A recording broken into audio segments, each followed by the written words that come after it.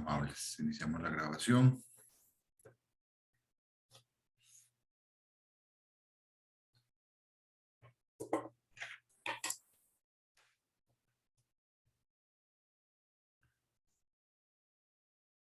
Gracias, buenos días. Bueno, entonces vamos viendo por acá. Saludamos Alison, Alexandra, Daniela, Sioni, Ashley, Presente, profe. Mariano, Fabio, gracias, bienvenido. Carolina, Andrés, Jennifer, Buenos días, profe. Shadis, Presente. Freddy, Ricardo. Profe, presente. Muy bien, gracias, Armando. Presente, Daniel, profe. Buenos días. gracias, buenos días. Gabriel, perfecto. Vamos a ver quién me falta por acá. Me falta, vamos a ver, creo que Karen, Melanie, Randy. Presente, profe. Melanie, perfecto. Presente, profe. Gracias. Presente, profe. Ok, María, perfecto. Ok, bueno, el que me falte ahí, por favor, me lo hace saber. Tengo a alguien más aquí en espera. Ok, listo. Bueno, chicos, ¿cómo están? Espero que todos estén muy bien. Y ahora, formalmente en octubre, ya estamos en ya más de la mitad de lo que llevamos del curso. Entonces, pues bueno, vamos a empezar con lo que tenemos para hoy. En particular tenemos un trabajo que vamos a hacer ahora en salas, en grupos. Entonces voy a hacer una primera introducción y después se van a dividir en salas. El sistema los va a unir automáticamente. Entonces, primero empiezo con como una introducción al tema y ya después hago la división de ustedes, ¿de acuerdo? Ok, entonces regálenme un segundito. Vamos a ver, verifico que esté la presentación de hoy, 6 de octubre. ¿Me la verifican, porfa?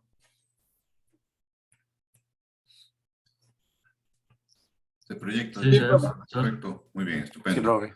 Muy bien, gracias. Entonces, estamos ahí con el tema de hoy que ustedes saben que hemos estado viendo el tema de desarrollo humano. Entonces, este enfoque de desarrollo humano, para ampliarles un poco el esquema de lo que estamos viendo, en el pasado se creía, por las diferentes teorías y enfoques que había que lograr el crecimiento económico para lograr un mejor bienestar de la sociedad. Pero nos dimos cuenta, conforme pasaban los años, ¿verdad?, que el crecer económicamente no significaba por sí mismo el tener un mejor bienestar para la población. Y ustedes lo saben bien, hay países que son muy ricos, pero que tienen una pésima distribución económica de esa riqueza. Entonces, de nada sirve tener tanta riqueza si la tenemos mal distribuida. Ese es el punto de partida de lo que busca el desarrollo humano. Ahí ya les resumí buena parte de la lectura, ¿no? Pero lo que se enfoca principalmente es que no basta el tener riqueza, no basta el crecimiento económico. Se ocupa además de oportunidades para poder desarrollarse. Y se los pongo como un ejemplo. Y tal vez aquí me voy como adelantando, ¿no? Pero vean que si usted agarra a una persona en situación de pobreza y le da 5 millones de colones, pues probablemente esa persona va a estar muy contenta y le solucionará muchas cosas, pero no le va a eliminar su condición de pobreza.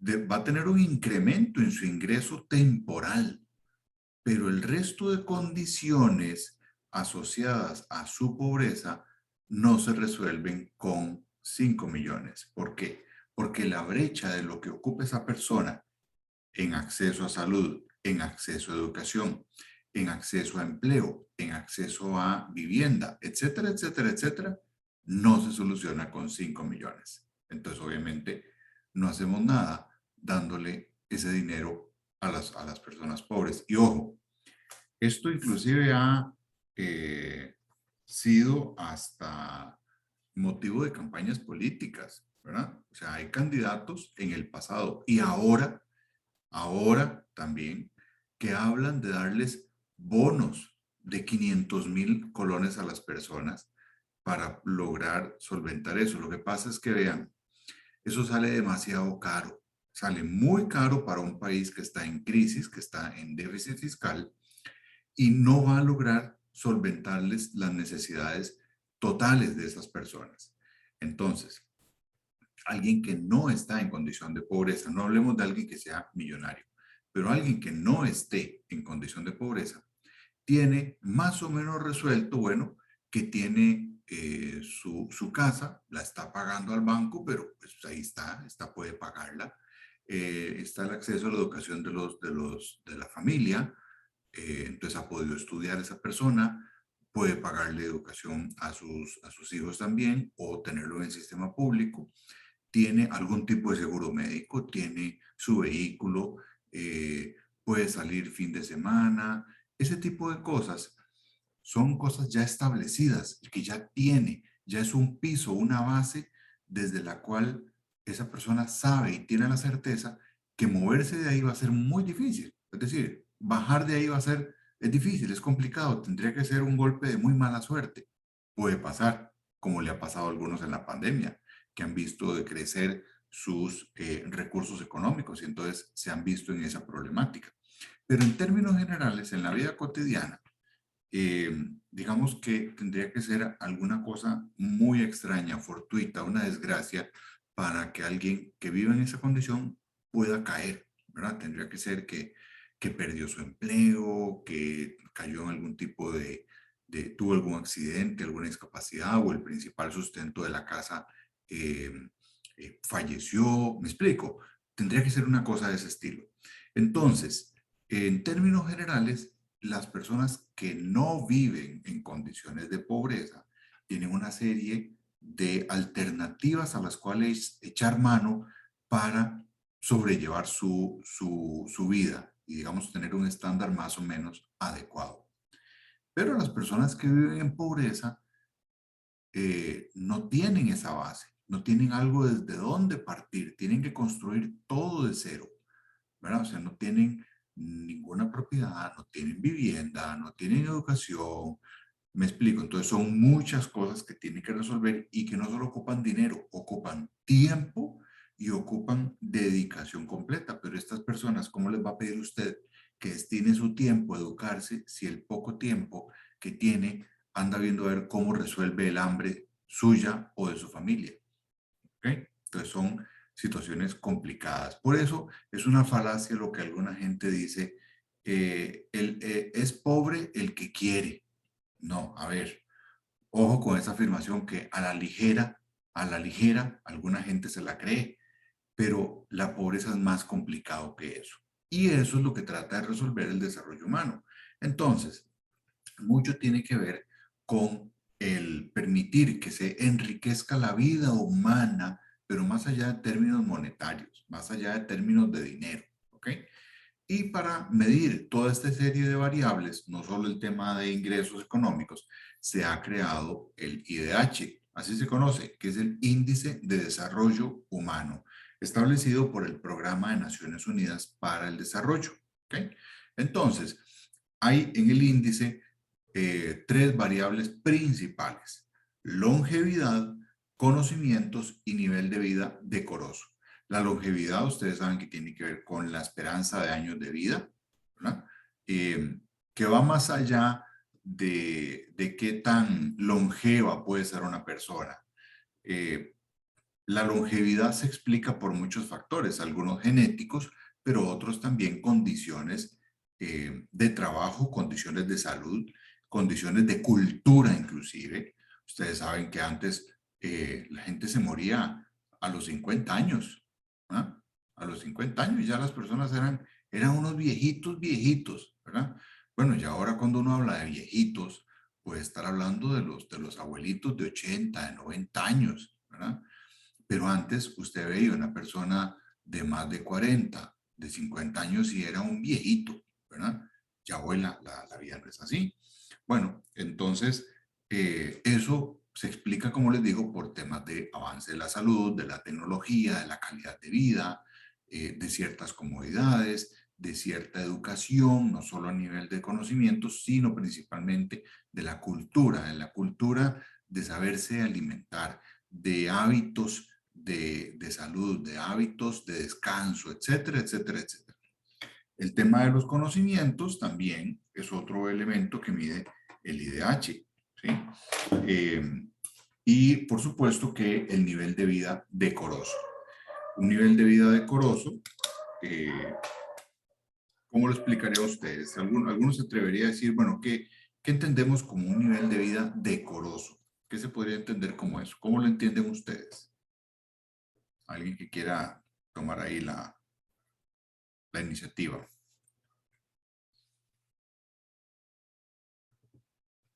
Jóvenes. Buenos días, profe. Hola, Alexandra. Bueno, yo diría que es como ya alguien que puede darse como más lujos, digamos, aparte de ya tener como su casa o su vehículo o así, no sé, muchos viajes para los hijos o pagar una educación más cara, no sé, algo así diría yo, pero Ok. es como el concepto que yo tengo. Ok. Bueno, ese es el concepto que usted tiene. Yo le bajaría 2 rayitas a lo que usted dijo, Alexandra. Pero, por ejemplo, en parte usted tiene razón con lo siguiente. En los estándares europeos, dentro de lo que se conoce como esos estándares de no ser pobre, ¿verdad? Es decir, de un nivel de vida más decoroso, se puede inclusive encontrar que una persona que no viaje al menos dos veces fuera del país es una de las variables de pobreza en Europa. Pero estamos hablando de Europa, donde los viajes son más baratos a veces que tomar un tren o que tomar buses de larga distancia, ¿verdad? Porque a veces usted puede hacer un vuelo en Europa por 30 euros, ¿ah? Depende de la época y la situación. Entonces, uno de los parámetros para considerarse no pobre en Europa es viajar al menos 2 veces al año, ¿no? Cosa curiosa. Pero lo que usted dice, solo si me lo permite, le corregiría que no es tener ciertos lujos. No, no se consideraría lujos, eh, sino ciertas condiciones que hacen la vida más llevadera. Entonces, por ejemplo, un nivel de vida decoroso es una persona que tenga un techo digno. ¿Qué es un techo digno? Que no viva con latas, ¿verdad? Que no, no tenga un ranchito de latas. Eso no es decoroso. ¿Por qué? Porque hay humedad, hay filtraciones, hay calores, hay insectos, otro tipo de condiciones que no hacen la vida decorosa, se propician enfermedades y otro tipo de condiciones. Que haya espacio, por ejemplo, en la vivienda para tu privacidad, tener un baño, tener una habitación, pero no estamos hablando de tener el cuarto de Cristiano Ronaldo, ¿verdad? Ahí, no se trata de eso, sí sería un lujo, ¿ah? Pero sí tener, digamos, una habitación, un baño, acceso a la privacidad, a tu espacio, ¿verdad? A tu intimidad, a tu privacidad, un nivel de vida decoroso que puedas estudiar, que puedas no solo aprender a leer y escribir, sino tener acceso a conocimientos superiores, eh, ojalá universitarios, ¿verdad? Entonces, por ejemplo, si nos basamos en eso que acabo de decir, ustedes que ya están en la universidad, ya ustedes estrictamente no califican como pobreza, pero con asterisco lo pongo ahí, ¿verdad? ¿Por qué? Porque efectivamente, pues, todos tenemos condiciones diferentes. Entonces, usted dice, no, profe, pero es que no es así. Bueno, yo sé, hay realidades diferentes de cada persona, de cada estudiante, y yo sé que a algunos de ustedes seguramente les habrá costado montones poder estar en la universidad y mantenerse en la universidad, ¿verdad? O sea, todos los que hemos venido formados por el sistema público, que no nos han regalado nada, que todas las cosas nos las hemos ganado a punta de estudio, a punta de esfuerzo, ¿verdad? Porque ni tenemos herencia, ni tenemos grandes capitales, ni tenemos, ni nos hemos ganado la lotería, ¿verdad? Entonces, me incluyo en ese tipo de personas de que nos hemos tenido que aprovechar algunas oportunidades que nos ha dado la vida, que la familia nos ha apoyado para poder estudiar, para poder aprender y ya después desarrollarnos y buscar nuestros trabajos y hacer los esfuerzos, ¿verdad? Es decir, crecer poco a poco.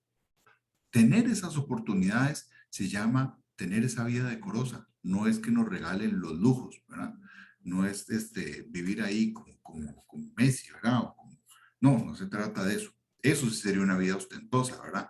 Irse allá a las torres de Dubái cada mes a pasear, no, ya eso sí es un lujo, ¿verdad? Pero digamos sí, teniendo esas condiciones mínimas de salud, de educación, de vivienda, eh, de acceso a ciertos servicios, ¿verdad? O sea, el hecho de que hoy ustedes pues, estén aquí conectados con mil y una historias probablemente, ¿verdad? Yo sé que las realidades de todos son diferentes, pero el hecho es que hoy están aquí conectados, ¿verdad? Teniendo pues acceso a electricidad, a internet y algún tipo de dispositivo, sea el que sea y sea la forma que lo hayan podido resolver, pero han tenido acceso a eso. Me explico. Es que hay gente que ni siquiera tiene eso en el panorama y probablemente ustedes conozcan ese tipo de personas, ¿verdad? De acuerdo a las realidades. Entonces, esto es mucho lo que ve el PNUD, este tipo de índice de ver las características de longevidad, de conocimiento y nivel de vida decoroso para poder hacerle frente a la condición de vida. Esto nos lleva a que ha habido un cambio en la visión del desarrollo. Entonces, no digamos pensando, digamos aquí hay dos grandes escenarios en los cuales ustedes han visto las diferentes teorías. Uno, donde todo tiene que ganárselo la persona, producto de sus capacidades y de su libertad, y cada cual se la juega por sí mismo, ¿verdad? Entonces el ser humano es libre y tiene las capacidades para desarrollar. El que es pobre es porque quiere, ¿ok? Ese tipo de visión. La otra visión es la de que el Estado me tiene que dar todo. ¿Ah? El Estado me tiene que dar todo y para eso está el Estado. Entonces yo solo soy un receptor de lo que me tenga que dar del Estado. Y si estoy mal, le echo la culpa de todo al Estado. ¿Verdad? Esa es la otra visión.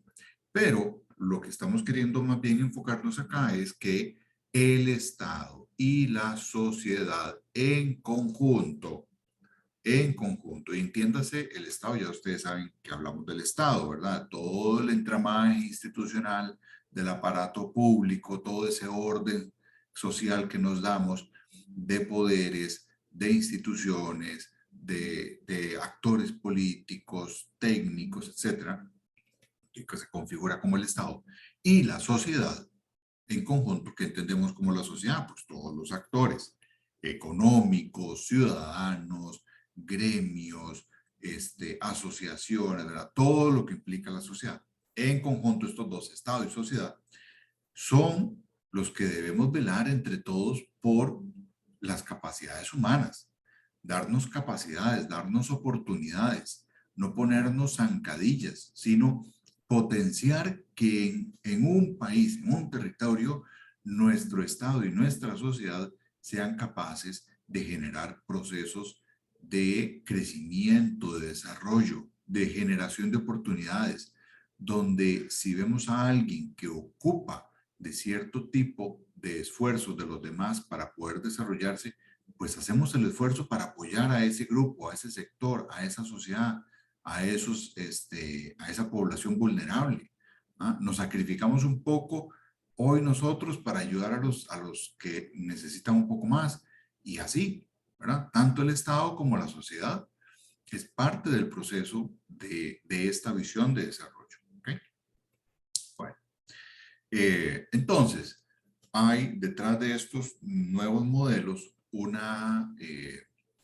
un tema de razonamiento científico y además de conciencia social. Ya ustedes vieron lo que acabo de decir, de tener la preocupación por el otro, por las necesidades del otro, pasa por un tema de conciencia social, pero no es solamente de tener la conciencia, que ya de por sí no es nada fácil, ¿verdad? Generar esa conciencia. Como les digo, vean que hoy inclusive hay gente que dice, el que es pobre es porque quiere, es por vago, es porque le da la gana, pero hay gente que cree eso. Y no digo que hay gente que sea vaga, pero hay ricos y pobres vagos, ¿verdad? O sea, eso no tiene que ver una cosa con otra. A lo que voy es que ese tipo de mentalidad sigue existiendo. Pero además no se trata solamente de conciencia social, se trata además de hacerlo con razonamiento científico, es decir, con datos, por ejemplo. ¿Vamos a ayudarle a cualquiera que diga que pobrecito y titico? Pues no, tenemos que hacerlo donde tengamos la certeza de que invertir, de que sacrificar ciertos recursos es bueno para esa población, para esos que están necesitando más, pero que tengamos eso comprobado científicamente, ¿verdad? Ejemplo, de si hay una institución que le da ayuda social a esas personas y resulta que esas personas no tienen esa necesidad, sino que están en esa lista por error, o peor aún, como ha sucedido otras veces, que se hacen transferencia de fondos a personas que ya no están, o sea, que ya se murieron, ¿verdad? Que se siguen depositando pensiones, que se siguen depositando salarios a gente que ya se murió, ¿verdad? O sea, eso es otra cosa, eso es falta de elementos científicos, de manejo de datos en este caso, para hacer un buen aprovechamiento de los recursos. Entonces, como les digo, esto pasa por tener elementos científicos de decisión más la conciencia social y que eso logre generar un tema de transformación social.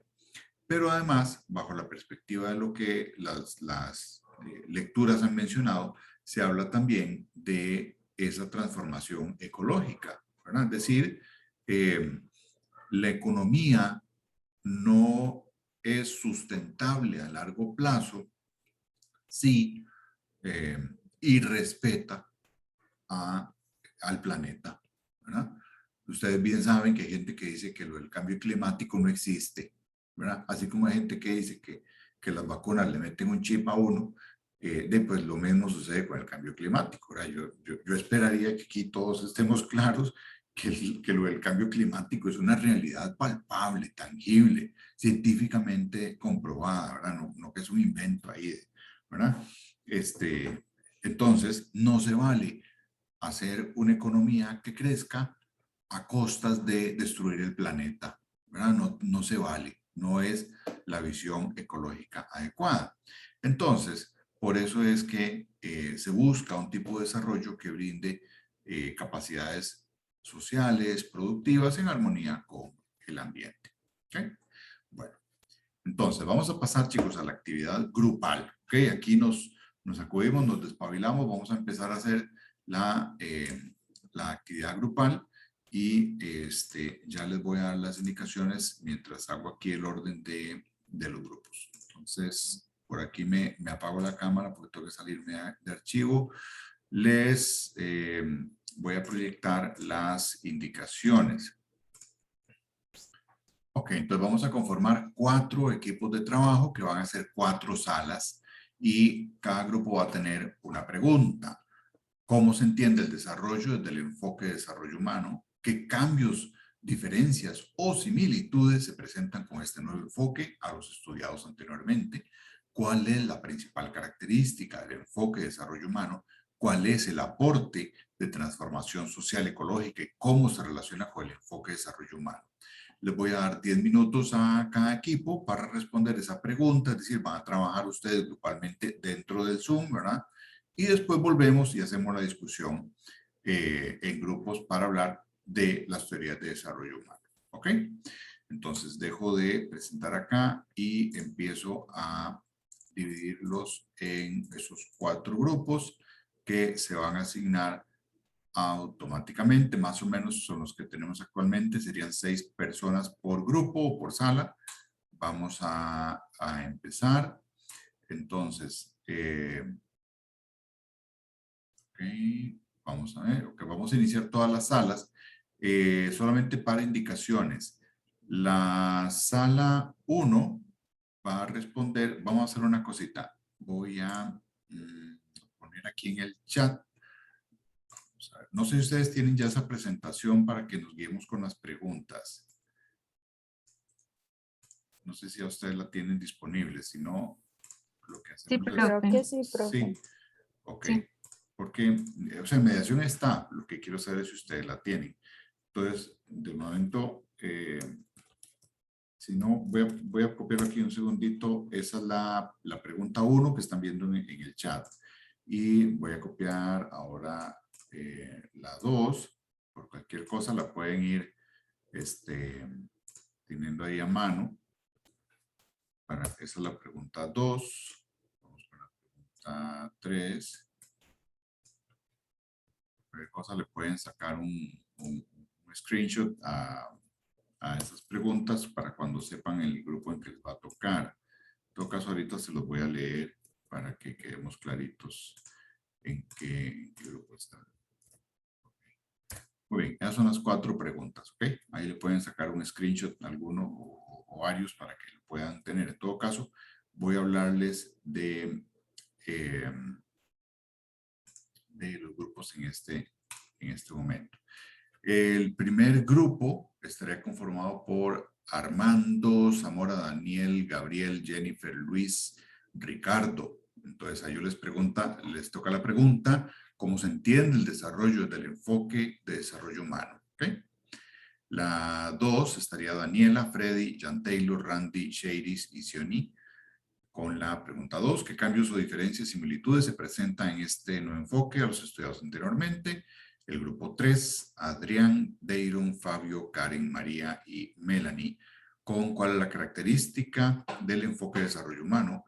Y el grupo 4, sala 4, Alexandra, Alison, Andrés, Ashley, Carolina y Mariana. ¿Okay? ¿Qué sería, cuál es el aporte de la transformación social y ecológica y cómo se relaciona con el enfoque de desarrollo humano? Entonces, vamos a iniciar en segunditos. Ya todas las sesiones de las salas le dan a aceptar, se quedan en las salas trabajando por espacio de 10 minutos. Esto quiere decir que en mi reloj son las 10:33. En 10 minutos, digamos 10:45, los devuelvo a la plenaria principal. ¿Ok? Vamos a iniciar.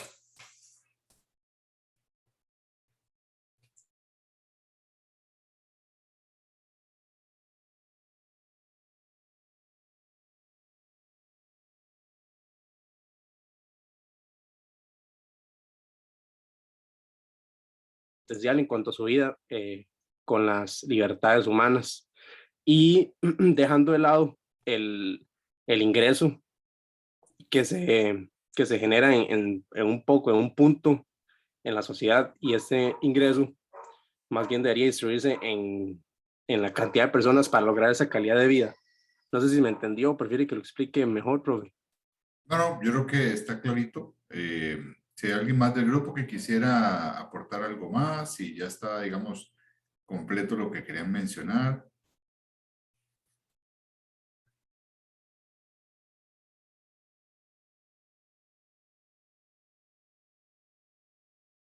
Parece que estamos. Bueno, Sí, creo que estamos. En términos generales, chicos, pues sí. Recuerden que la pregunta es decir, ¿cómo se entiende el desarrollo desde el enfoque de desarrollo humano? Fue, pues, un poco lo que hablamos al inicio, ¿verdad? En parte de cómo deberíamos ver otro tipo de variables más allá de solamente la parte de ingreso, ¿verdad? Sobre todo porque puede haber ingresos muy altos, pero que están muy concentrados en la sociedad, es decir, en muy pocas manos. Entonces, de nada tendría sentido tanto ingreso en muy pocas manos, ¿verdad? No estaría generándose lo que buscamos, que es el desarrollo de la sociedad. Muy bien. Bueno, vamos con la segunda pregunta. ¿Qué cambios, diferencias o similitudes se presentan con este nuevo enfoque a los estudiados anteriormente?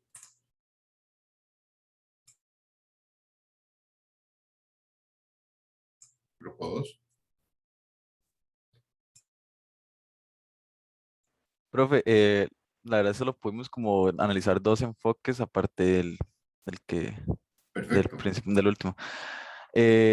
Bueno, tuvimos que la parte importante de este último enfoque es el acceso a recursos necesarios para lograr un nivel de una calidad de vida, ¿verdad? Esto va mucho de la mano con, por ejemplo, el enfoque de desarrollo sostenible, que es el ecológico, que este se basa más que todo como en que el humano tiene que saber administrar los recursos de la ecología, porque eso es lo que nos da para vivir, ¿verdad? Eh, y el segundo sería como lo que es la teoría del desarrollo económico, que es como que es el que aumenta la productividad en sí del país o la región para que la sociedad pueda consumir los bienes o los servicios o igual los recursos, ¿verdad? Que se puedan, como, bueno, ese intercambio que se puede dar y que así se puede gozar de un buen nivel de vida. ¿De acuerdo? ¿Alguien más del grupo que quisiera complementar? Profe, a mí me gustaría agregar que en la teoría del crecimiento también habla como del desarrollo, pero económico, y dice que las mejorías en las condiciones de vida de la población, pero muchas veces esto no se va por intereses de por medio, ¿verdad? Que haya. Entonces, como que no garantiza ese desarrollo para el desarrollo humano en sí, no tanto el económico. Correcto. Bueno, es único, concordante con lo que hemos estado explicando hoy, ¿verdad? Eso me parece muy importante que usted lo diga. eh, y de que no basta nada más la parte de crecimiento, ¿verdad? Hay también que ver temas de equidad, de acceso a oportunidades, de equilibrios, de distribución, etcétera, etcétera. Muy bien. ¿Alguien más del grupo que quiera dar alguna otra idea?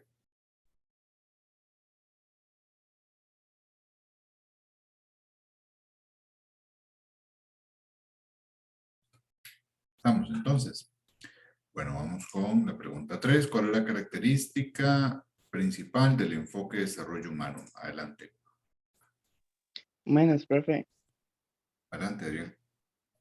Bueno, nuestro grupo llegó como a la conclusión de que este enfoque del desarrollo humano da un énfasis en la dignidad de la vida del ser humano, donde se llega a hacer un equilibrio en la distribución económica para batallar estas brechas sociales que se crearon a partir de la acumulación de la riqueza en puntos específicos, en donde se pueda dar la accesibilidad a una oportunidad de condiciones igualitarias, donde no solo eh, se centre en el bienestar del individuo, sino que también de la comunidad y en el medio ambiente que se vive.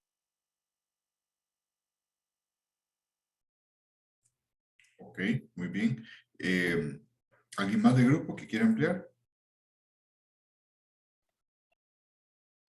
Profe, bueno, nosotros también vimos que es importante mencionar que existe una relación directa entre el aumento del ingreso y la ampliación de las opciones que se ofrecen a las personas, teniendo en consideración la calidad del crecimiento humano, esto fundamentándose en tres pilares como el desarrollo, la sostenibilidad ambiental y la participación social.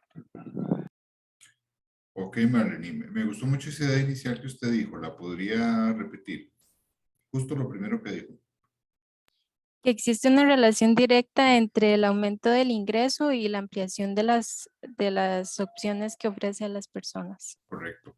Eso está muy bien lo que dijo Melanie, porque solamente, acuérdense que todo lo que tenga que ver con el tema de la administración pública va a tener un paréntesis o una nota al pie para terminar de aclararlo. Pero esa frase que ella nos acaba de mencionar es muy importante, solo que hay que ponerle el contexto, y el contexto es que va a depender, eso es cierto, y esa relación existe, en el tanto exista también un tipo de estado que esté enfocado en esa línea, ¿verdad? Porque efectivamente si tenemos un estado con mayores ingresos y una sociedad que genera mayores ingresos y tiene esa visión de desarrollo, pues entonces los mayores ingresos se van a traducir en un bienestar mayor para la sociedad. Eh, Caso contrario, ¿verdad? Si no tiene los ingresos adecuados, por más visión de desarrollo que tenga, no le va a alcanzar la plata para poder hacer lo que quiere hacer. ¿Ok? Entonces, obviamente es más fácil tomar decisiones y poder generar mejores condiciones teniendo recursos que no teniéndolos, ¿verdad? Creo que en eso estamos claros. Pero siempre aquí el contexto sería, eso es válido y es cierto en el tanto tengamos una visión y una administración pública que tenga ese enfoque de desarrollo humano, de equidad, de distribución, etc. Gracias por el aporte, Melanie. Pasamos al grupo número 4, que sería ¿cuál es el aporte de la transformación social, ecológica y cómo se relaciona con el enfoque de desarrollo humano? Adelante. Buenas, profe. Para la pregunta, es necesario enfocarse en una democracia representativa, en donde la ciudadanía sea partícipe de la toma de decisiones, ya que esto es indispensable para un acceso a buena educación, perdón, a un nivel de acceso a información útil y a un espacio de comunicación práctico, ya que uno de los retos del Estado es que la población ansíe la información y que ésta posea las herramientas adecuadas para su correcta interpretación. Ya que una de las responsabilidades de la ciudadanía es la utilización de esta información que les brinda esto con el fin de una mayor justicia social y a la vez una sostenibilidad ambiental más fuerte. No sé si algún compañero quiere agregar algo más.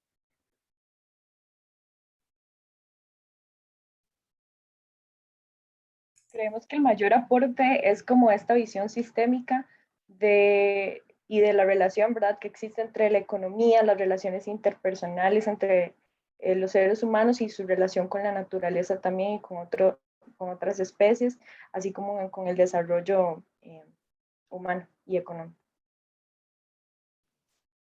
También para aportar a lo que mencionaron los compañeros en cuanto al aporte de esta transformación social, bueno, también comentamos de que es necesario como pasar de este enfoque antropocéntrico a uno biocéntrico. O sea, al final es necesario, ¿verdad? O todos tenemos los mismos derechos a existir y, bueno, parte de esto es, bueno, esta transformación social, ¿verdad? De que no solo la economía es como la base, ¿verdad? Sino que también se tiene que desarrollar dentro de los límites de la ecología. Bueno, esto en cuanto a la transformación social, no sé si algún compañero iba ya a mencionar lo de la relación con el enfoque del desarrollo humano.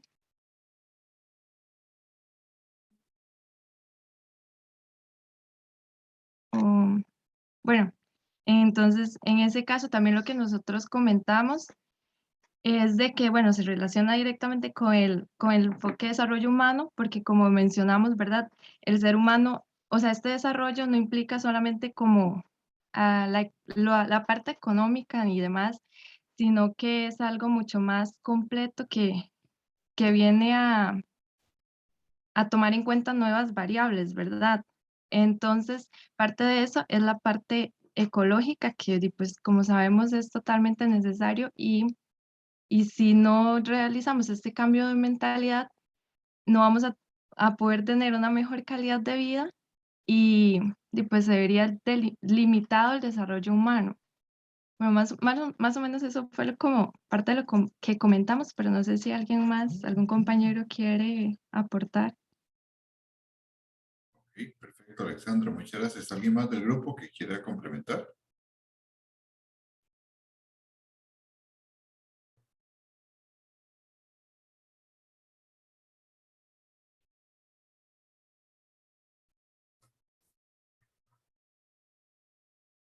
Bueno, entonces parece que no hay nadie más del grupo que vaya a aportar alguna cosa adicional. Bueno, entonces vamos a continuar con haciéndose el tema de la síntesis. Permítanme para poder habilitar aquí la pantalla.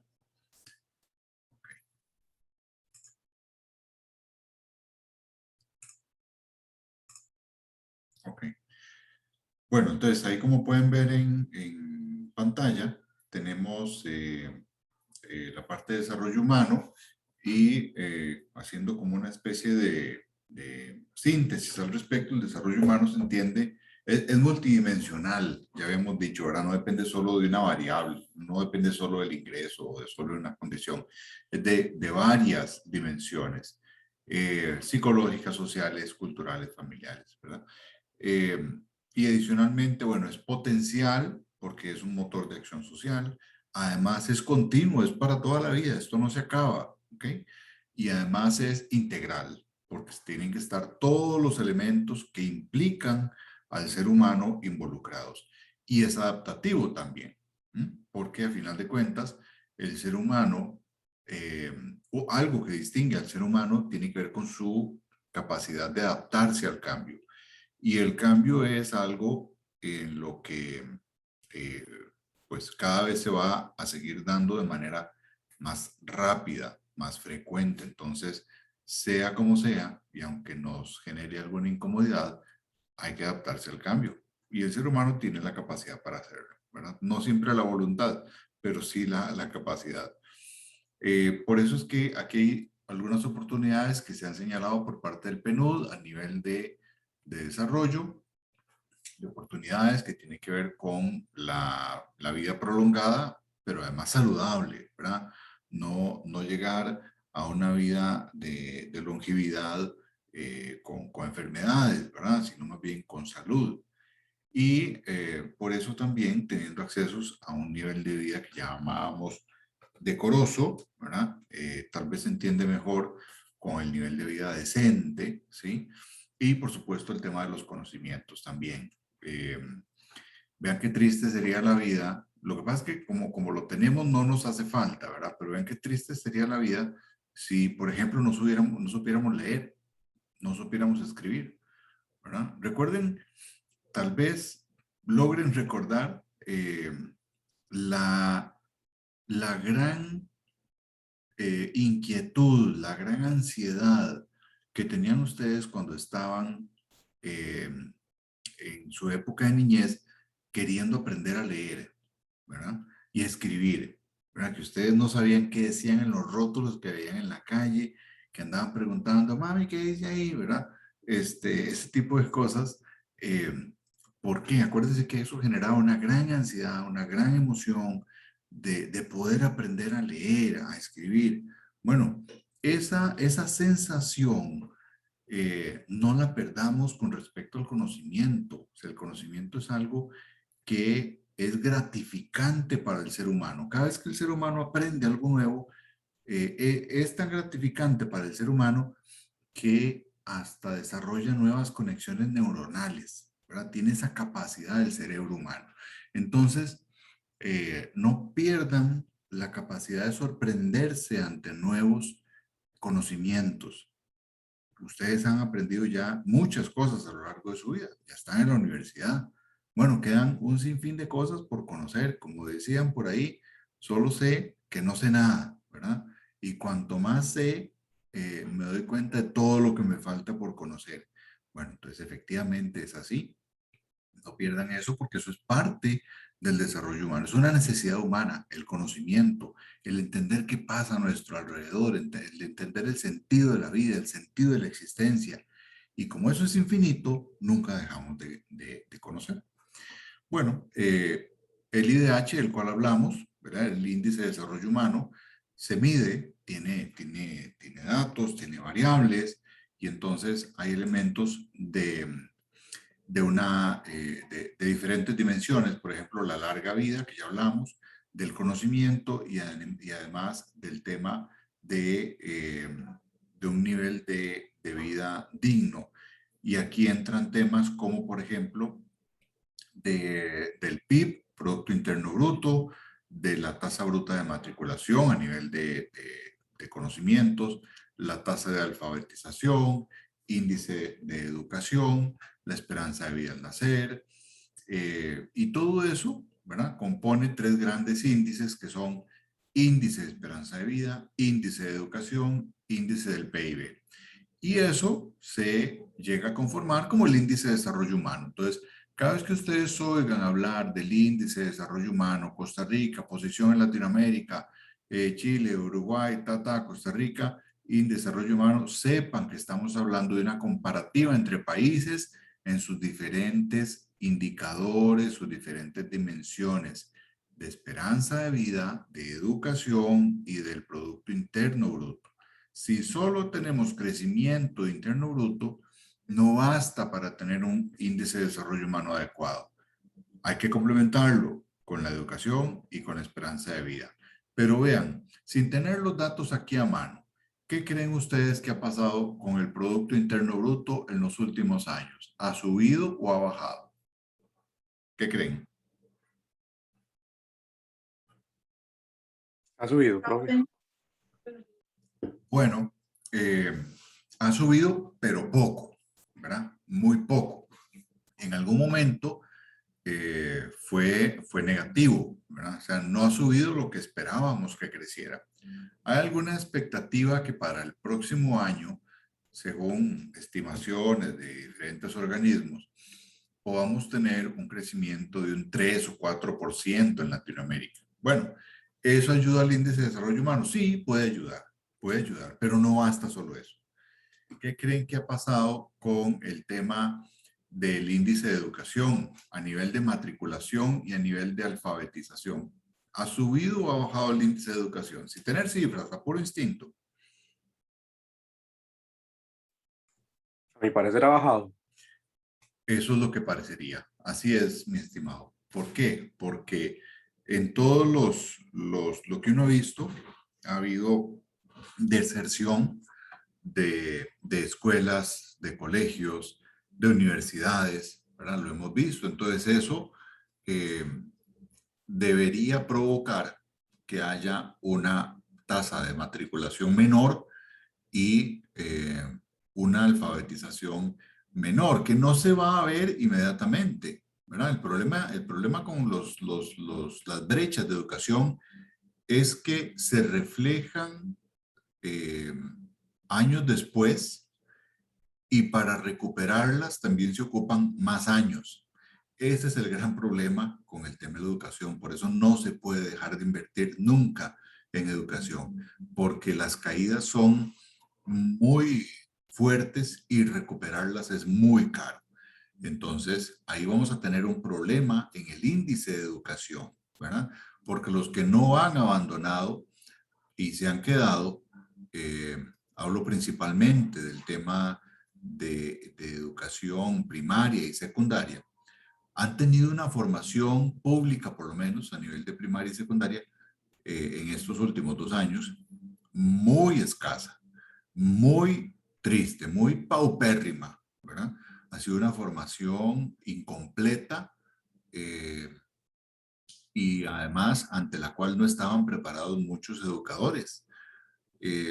Y eso va a hacer irremediablemente que en los próximos años tengamos una caída muy fuerte en el acceso, por ejemplo, al sistema universitario, en el nivel de profesionalización y además los que lleguen a la universidad, en buena medida habrá una población importante de esos nuevos ingresos que van a venir con grandes desfases y con grandes faltantes de conocimiento de cara a enfrentarse a un nivel de educación universitaria. Entonces, ahí tenemos un problema.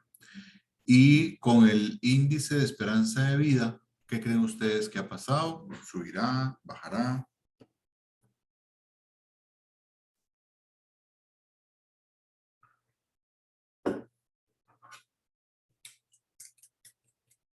¿Qué opinan? ¿Quién se aventura a dar un pronóstico? No se preocupen que no es examen. Profe, ahora está muy alto, no sé, ¿bajará?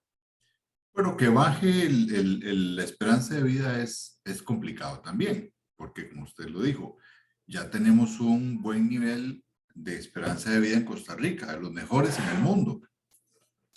Y digamos que la pandemia, si algo positivo ha traído, es que ha mejorado los índices de salud de otro tipo de enfermedades, ¿verdad? Con tanta insistencia del lavado de manos, del tosido, del alcohol, de esto, de lo otro, de las mascarillas, etcétera, etcétera. Entonces hay muchas enfermedades que han disminuido. Entonces, eso, digamos, no se va a reflejar necesariamente en un índice de esperanza de vida como que haya un gran incremento, porque mentiras que vamos a pasar de vivir 78 años a vivir 100, ¿verdad? O sea, eso no va a pasar, no es tal el efecto, pero lo que sí es cierto es que por lo menos no va a disminuir, ¿verdad? Eso está claro.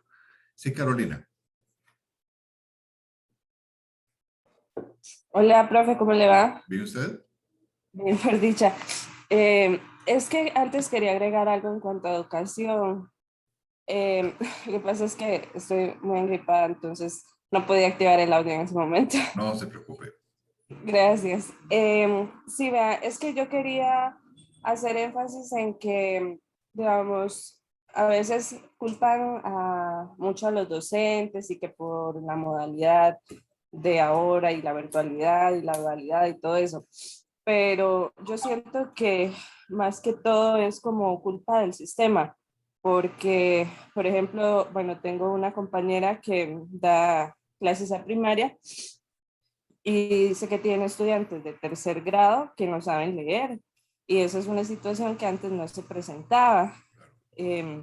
Incluso, bueno, yo doy clases en un Marco Tulio y tengo estudiantes, bueno, ayer me dio un colerón, por cierto, voy a aprovechar para desahogarme, Muy bien, se vale. que se han acostumbrado a que solamente hacen las guías y ya, incluso una guía súper fácil, estudiantes de un décimo, y se confían en que unos se la piden a otros y presentan exactamente el mismo trabajo. Y yo siento que antes esas cosas no se presentaban. Incluso había hasta un mayor respeto hacia los profesores, porque por lo menos, no sé, si saludaban o así, buscaban la forma en que el profesor no se diera cuenta. Ahora no les importa. Entonces siento que es como que hay un respaldo digamos, no de la institución, sino de más arriba, de Claro. que igual van a pasar, de que no los vamos a quedar, entonces ahí van confiándose al punto de que salen y no están preparados. Sí. Ese era mi aporte. No, excelente el aporte, Carolina, sobre todo que ustedes es parte de la realidad, o sea, usted está viviendo precisamente esa realidad. Y yo le agregaría lo que se está diciendo de la falta de conciencia también en los hogares para respaldar el trabajo de los docentes. No tengo la menor duda de que usted pues ha hecho su mejor esfuerzo en esto. Creo que algunos, ¿verdad? De sus colegas míos también, no han sabido sobrellevar este tema y tampoco los culpo porque de esto a muchos los agarró de improviso, ¿verdad? Y tal vez no tenían de las condiciones ni los conocimientos para enfrentarse a esta situación en este momento. Digamos, hubiera sido algo más gradual, ¿verdad? Con una formación bimodal, bien pensada, un cambio en plan de estudios y demás, uno podría decir, bueno, sí, y que además hayan dado las herramientas, etcétera, etcétera. Pero en realidad esto agarró descobijado a mucha gente. Entonces, digamos que hay una responsabilidad compartida. Pero yo coincido con usted en lo que está diciendo de que también, y pasa por un tema de responsabilidad social y cultural de la formación de los valores esenciales nuestros. Y y bueno, lo vemos aquí también. Y a lo que me refiero es que mucho depende del trabajo de ustedes, ¿verdad? ¿Por qué? Porque por lo menos uno en la clase presencial, pues ve la cara de ustedes, las reacciones de ustedes y logra entender muchas cosas. Y no solo, digamos, del tema académico, también del tema social, ¿verdad? Y de cosas que a veces ustedes le comentan a uno como profesor en la presencialidad, pero no en la virtualidad. Entonces, también hay temas que de esa interacción social que hemos dejado perdidas y que pues no ayudan a que uno pueda entender todo el panorama. Por eso es que también hay que tener algún tipo de sensibilidad mayor hacia estos espacios virtuales. Por eso es que, por ejemplo, la otra semana, y de una vez paso el aviso, ¿verdad? El recordatorio, es la semana de desconexión tecnológica, porque tiene que ver con un tema de fatigas, de manejos de estrés, etcétera, etcétera. Entonces, yo coincido plenamente con lo que usted ha dicho de que hay algunos que se atienen, otros que podrían hacer más si no lo hacen, de que a algunos les falta más, más guía y más apoyo desde las casas. Súmele a eso el tema de las necesidades de conexión y otro tipo de temas, ¿verdad? Entonces, pues coincido con lo que usted ha dicho, más bien gracias por el aporte, por ser de una de las personas que está viviendo el día a día en este proceso educativo a esos niveles. Y bueno, volviendo al tema de desarrollo humano, entonces veíamos que el tema del PIB, de la educación y esperanza de vida, no tenemos previsto un gran cambio en el PIB ni tampoco en la esperanza de vida. Y el índice de desarrollo humano, por lo menos en el corto plazo, a nivel de educación, no se va a ver reflejado. Entonces, tal vez la caída de índice de desarrollo humano provocada por lo de educación vaya a sentirse años más adelante. Es decir, para efectos de nuestro país, esto es algo que le va a tocar vivir al nuevo gobierno.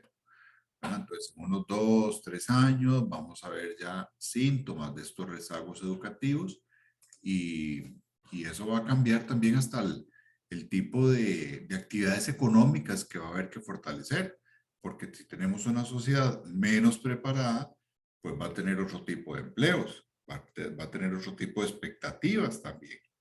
Entonces, ante eso, el índice de desarrollo humano, por eso les decíamos anteriormente, que es algo continuo, ¿verdad? E integral y adaptativo. Entonces, esa continuidad, integralidad y adaptación va a haber que monitorearla de aquí hacia adelante, pero en particular, recuerden esto, de aquí a 2 o 3 años va a haber que estar revisando estos índices porque vamos a estar pagando los efectos de hoy. ¿Okay? Bueno, las libertades instrumentales que habla Amartya Sen, y esto es como un repaso rápido, vamos a ir rápido con lo que falta, porque está en la lectura, nada más vamos a hacer un repaso, ¿verdad? Tiene que ver con las libertades políticas, o sea, poder ejercer mis libertades políticas como ciudadano, tener acceso a servicios económicos, a oportunidades sociales, a la seguridad y a transparencia también.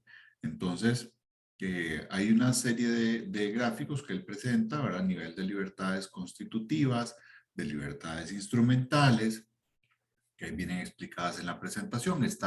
La presentación está ya en mediación virtual. Y hay 5 fuentes importantes de bienestar, de la visión de bienestar. La heterogeneidad personal, ¿verdad? Todos somos diferentes. La diversidad con el medio ambiente, las diferencias de clima social, y esto porque hay diferencias que tenemos en la sociedad. Entonces, nos relacionamos diferente, y ahora que estamos, producto de la pandemia, en otro tipo de interacción social, también nos estamos relacionando diferentes. Las diferencias entre las perspectivas relacionales, es decir, cómo algunas comunidades tienen cierto tipo de pautas de otras, y de nuevo, eso también se va a ver afectado ahora por estos temas de la pandemia. Y la distribución dentro de la familia, que claramente cada uno de ustedes representa una familia y podría narrarnos aquí las diferentes particularidades que todos han vivido, porque estoy seguro que todos han vivido algún efecto de la pandemia, ¿verdad? Entonces, esto ha modificado pues buena parte de la vida y de la familia, de la sociedad, de los grupos en la sociedad en general. Bueno, hablábamos de la cultura al inicio también, ¿verdad? Y de por qué es importante esto. Y a final de cuentas es que el tema de la cultura es indispensable para poder crecer y desarrollarnos como sociedad. Entonces, hay elementos evaluativos, constituyentes e instrumentales, ¿sí? Lo evaluativo tiene que ver con lo que genera valor para la sociedad, lo constituyente con la libertad para generar la identidad, y lo instrumental tiene que ver con la cohesión social que tenemos como sociedad. Entonces la cultura es fundamental, ¿verdad? Vean ustedes que cuando se hacen recortes de presupuesto, lo primero que se recorta es el tema de la cultura, ¿verdad? Y a final de cuentas, ¿quién dice que la gente, que para la gente sea menos importante poder tener acceso a concierto, a teatro, a música. ¿Quién dice que eso es menos importante? ¿Ah? Porque al final de cuentas, alguna gente tiene una mejor salud emocional por tener acceso a ese tipo de cosas.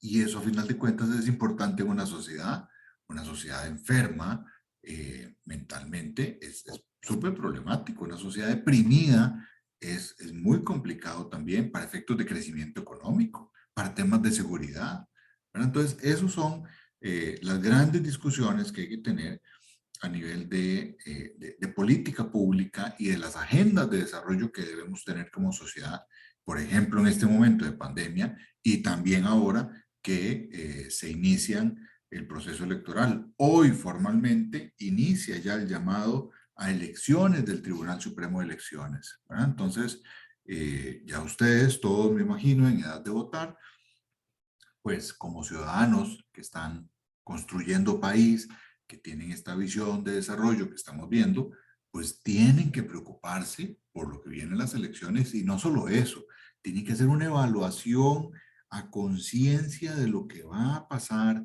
de las personas que están propuestas, de la revisión de programas, de ver si, por ejemplo, hay estos temas de desarrollo humano contenidos ahí, o qué tipo de teorías hay detrás, o qué tipo de visiones hay detrás. ¿Coincide con esto o no? O ni siquiera las están contemplando algunos partidos, ¿verdad? Si es pura paja, puro populismo, o si hay de veras gente que se haya tomado el tiempo de hacer un programa bien elaborado con estos tipos de conceptos y elementos, ¿ok? Bueno, y la transformación social y ecológica, de la cual ya hemos hablado, ¿verdad? Tiene una serie de principios que están aquí en la teoría. No se los voy a leer, ustedes los tienen en la presentación y en la lectura. Esto es como un resumen, ¿verdad? Que va principalmente en cuanto a mejorar la calidad de vida con un enfoque en el ser humano respetuoso de la naturaleza y adicionalmente cuidando sus poblaciones, sus territorios y adicionalmente siempre considerando también el enfoque de los derechos humanos. Hay un teólogo que es tocayo mío, con el cual coincido en algunas cosas, con otras no, que es Leonardo Boff. Él fue sacerdote, ya después lo excomulgaron por las ideas que tenía, pero él habla de la teoría del cuido y habla básicamente del retorno del ser humano a su hogar. ¿Ah? Entonces, es esta compenetración con la naturaleza, ¿verdad? ¿verdad? Un poco lo que presenta esta película, que me imagino que ustedes no sé si la han visto, ya para ustedes es una película vieja, ¿verdad? Pero es la película de Pandora. No sé si alguno la vio.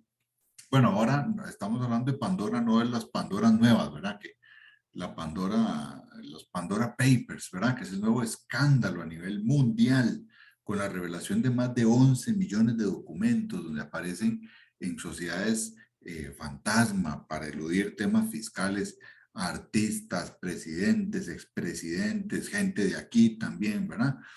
Pero no hablamos de esa Pandora Papers, hablamos de la película de Pandora. Me imagino que ustedes ya la vieron y si no, pues es una buena película. En todo caso, viene pronto la segunda parte, entonces no se la pierdan. Bueno, lo otro tiene que ver con esta economía social solidaria, que el afán no es netamente el del lucro, ¿verdad? El de acumulación, más bien es de tengamos ingresos, pero para poder distribuir adecuadamente, ¿verdad? Esto ya lo hemos hablado desde el inicio y la presentación del curso, y por eso es que se enfoca este tema de la economía social solidaria en esta última idea que está por acá, satisfacción de necesidades sociales de los territorios donde se ubican, es decir, que la riqueza beneficie a los territorios donde se produce. Y esto suena muy bonito, ¿verdad? O sea, si la zona es productora de tal cosa, pues que esa riqueza se quede ahí.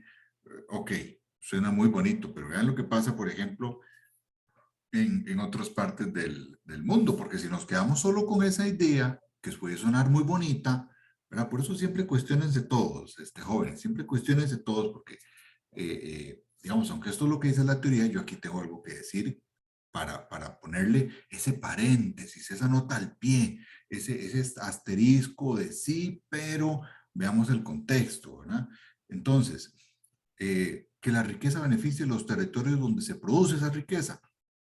Ok, en teoría sí, por supuesto, tiene que haber una retribución a ese territorio. Lo que pasa es que si nos quedamos solo con eso, vamos a provocar zonas muy ricas y otras zonas que no tienen que producir porque fueron, por la providencia divina, no fueron beneficiadas con grandes territorios, con grandes terrenos, con buen clima, etcétera, etcétera, pues estarían condenadas a la pobreza siempre. Y eso tampoco es justo. ¿Ah?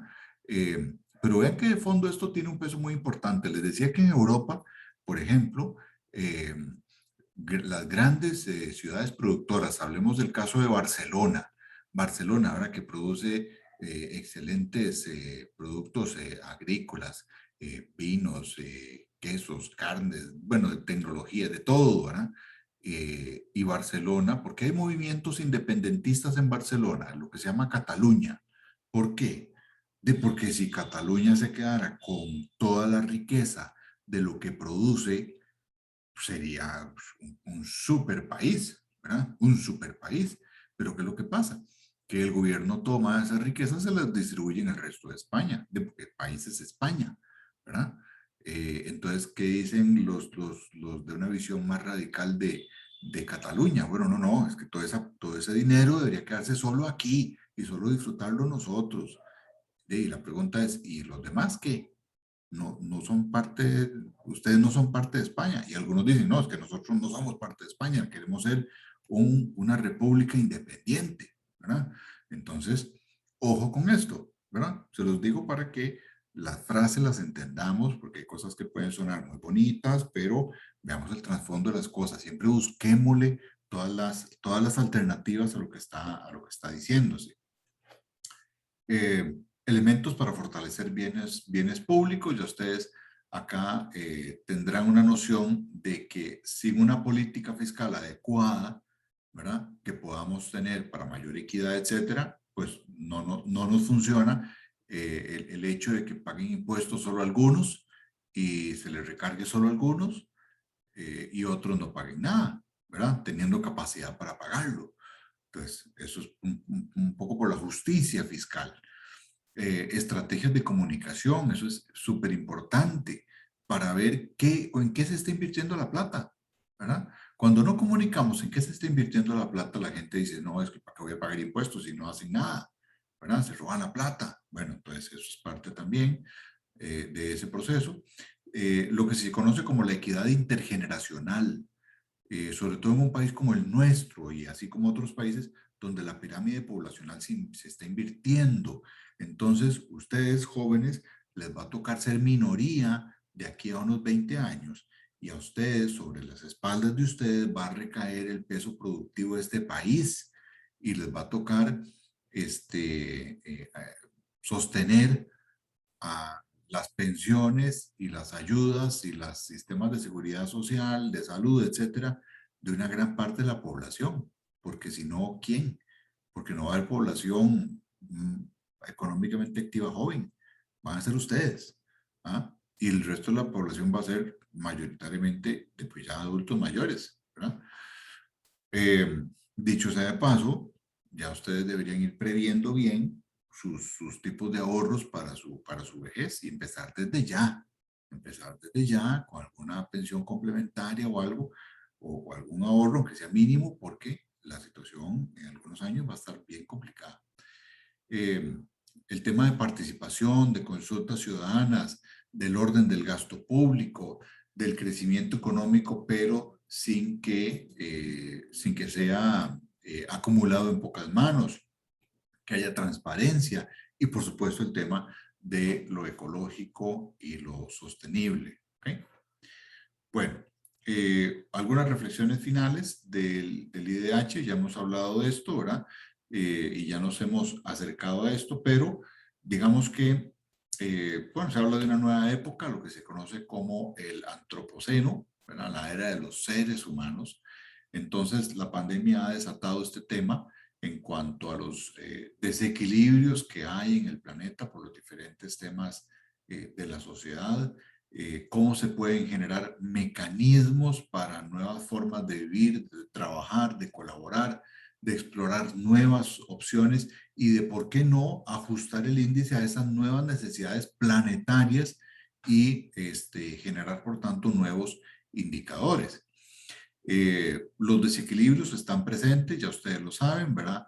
A nivel de crisis, desigualdades, presiones, riesgos, problemas que ya existían, se han desatado todavía más con la pandemia, se han puesto en evidencia, se han desnudado problemas que antes no considerábamos tan graves, y entonces las necesidades humanas, algunas se han incrementado y otras nuevas han aparecido, y todavía no sabemos, jóvenes, todavía no sabemos cómo va a ser esa mal llamada nueva normalidad, ¿verdad? O sea, todavía hoy los estudios no dan plena certeza de que si 2 dosis, que si 3 dosis, que si la efectividad de 6 meses, que si va a haber que va a volverse a vacunar, que si las mascarillas, que si no, etcétera, etcétera, etcétera. Entonces, que no nos pase, ¿verdad? De que nos quedamos esperando el regreso a la normalidad y tal vez no llega, ¿verdad? O va a ser diferente a lo que esperamos. Entonces, esa capacidad de adaptación de la que hablábamos antes es indispensable para este nuevo desarrollo humano que ante la pandemia debe repensarse. Algunas frases que ustedes por acá las pueden repasar después, no voy a leerlas, ahí están, son frases importantes para que ustedes puedan entender mejor el desarrollo humano y además ya hemos hablado de todo esto en cuanto a la equidad, a la justicia, ¿verdad? Etcétera, etcétera, el tema ecológico. Okay. Y nada más dejar mencionado que ante este nuevo repensar del IDH, ya empezamos a hablar del índice de desarrollo humano ajustado por las presiones planetarias. Entonces ya lo conocemos como IDHP, ¿ok? El índice de desarrollo humano ajustado por las presiones planetarias.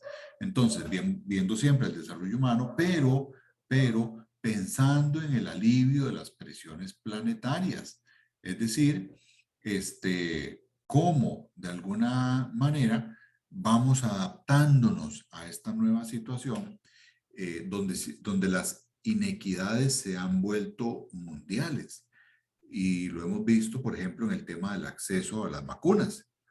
Hay países que no han tenido acceso a vacunas o que han sido demasiado, digamos, despreocupados, ya sea por falta de recursos o porque sencillamente en la visión de sus gobernantes no les parece importante ni urgente conseguir vacunas para su población, ¿verdad?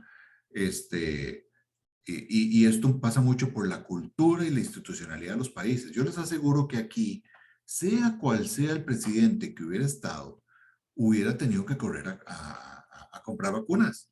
Así como le tocó a este gobierno, si hubiera sido otro, igual lo tiene que hacer por el tipo de sociedad que somos, por el tipo de institucionalidad que tenemos. Entonces, eso hubiera sido así. Pero hay otros países que no tienen ese tipo de visión ni de preocupaciones por su sociedad. Entonces, por eso hablamos del nuevo índice que habría que ajustar estas presiones planetarias. Hay desigualdad en este momento de acceso a vacunas. Algunos países no tienen recursos y están condenados, como han estado algunos países muy pobres, pues a sufrir absolutamente el embate del huracán de la pandemia a diestra y siniestra. Y no hay ni registros ni de enfermos, ni de muertes, ni nada, porque sencillamente están viendo a ver cómo sobreviven, ¿verdad? Bueno, entonces, hay que decir que se debe generar las oportunidades, las capacidades, tomando siempre los valores de un país para buscar este desarrollo. Y ya para ir cerrando, vean lo que menciona Amartya Sen con esa última frase en el circulito, y es lo único que voy a leer. Puede que nos enfrentemos al dilema de la insostenibilidad, pero también tenemos la obligación de resolverlo. La naturaleza del problema, su plena apreciación y las vías y medios para solucionarlo nos corresponden a nosotros, la humanidad en su conjunto, la humanidad de hoy, le agrego yo. Si hay algún asunto en el que es necesario colaborar y asumir compromisos comunes, es ciertamente este. Sin embargo, para hacerlo posible y real, necesitamos una visión de la especie humana que no considere a las personas pacientes de cuyos intereses es preciso cuidar, o sea, no como sujetos pasivos, sino agentes capaces de actuar eficazmente por sí mismos, sujetos activos, tanto de forma individual como conjunta. ¿Okay? Individual como conjunta. Ambas vías se ocupan. Bueno, chicos, pues con esto cerramos la clase de hoy. Espero que haya sido claro el tema de desarrollo humano, de la explicación, de los diferentes enfoques, de los diferentes pasos por los que hemos hablado, de la multidimensionalidad, de las diferentes visiones, de las oportunidades del IDH, del bienestar, etcétera, etcétera, etcétera. ¿Ok? Así que bueno, si hay alguna pregunta, encantado. Si no, paso a unos breves avisos para cerrar la clase de hoy. Entonces damos 10 segundos para ver si hay manos levantadas con alguna pregunta.